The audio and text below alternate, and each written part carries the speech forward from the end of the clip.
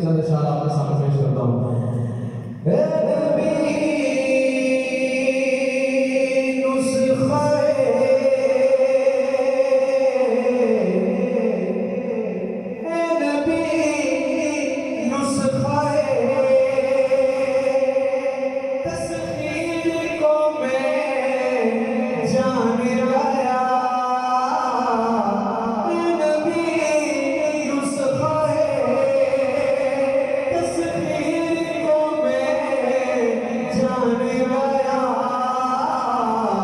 उसको सब मान गए, आपको जो मान गया।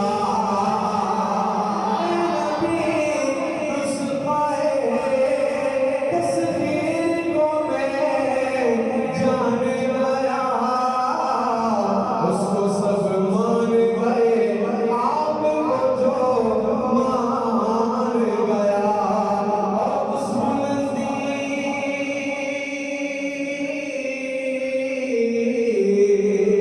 उस बुलंदी